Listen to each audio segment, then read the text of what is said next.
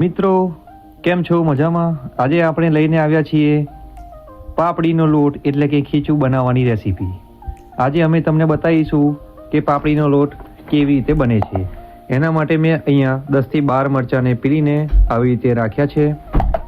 આ મેં TRSનો rice floor use કર્યો છે.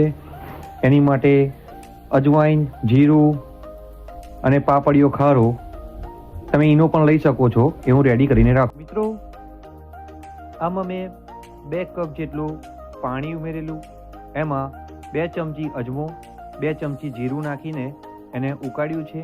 બરાબર આવી રીતે સારી રીતે પાણી ઉકળી ગયા બાદ તેમાં આપણે આ 10થી 12 જે મરચાં સમારેલા હતા આપણે એને એડ કરીશું. તો મિત્રો તમે જોઈ શકો છો આ મરચાં અમે પાપડીના લોટમાં એડ કરી રહ્યા છીએ.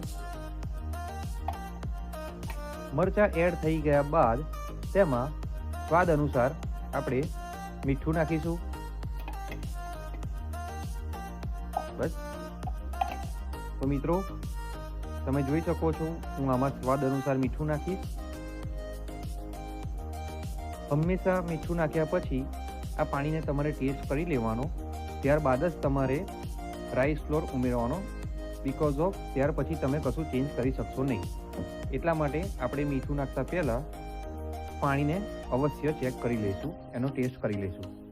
હવે મિત્રો નમક એડ કરી દીધા બાદ આપણે એમાં સોડા પાવડર, જેને પાપડીયો ખારો કહેવાય છે, તે આપણે અંદર એડ કરીશું. 1 સ્પૂન જેટલો હું લઈશ મારી માત્રા પ્રમાણે.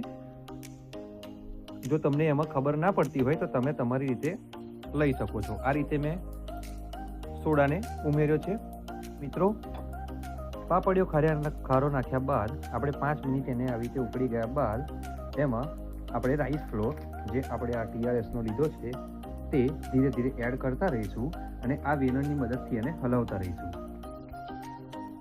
તો મિત્રો આ વેલણની મદદથી આ રીતે પાપડીયો ખારો નાખીને ધીરે ધીરે હલાવતા રહેવાનું. તમને લાગે ત્યાં લગીને એની કન્સિસ્ટન્સી તમારે એડજસ્ટ કરવાની, બહુ હાર્ડ નહીં કરી દેવાનો અને બહુ ઢીલો પણ નથી રાખવાનો એને. બરાબર છે? એ રીતે તમે આ રીતે ધીરે ધીરે નાખતા જવાનું. હું મારી ક્વોન્ટિટી પ્રમાણે નાખતો જઉં છું અને એને હલાવતો જઉં છું. જો તમને માપ ખબર ના પડે તો તમે જેટલા પાલા પાણી લીધું હોય એટલા પાલા તમારે લોટ લઈ લેવાનો અને લોટને એડ કરી દેવાનો.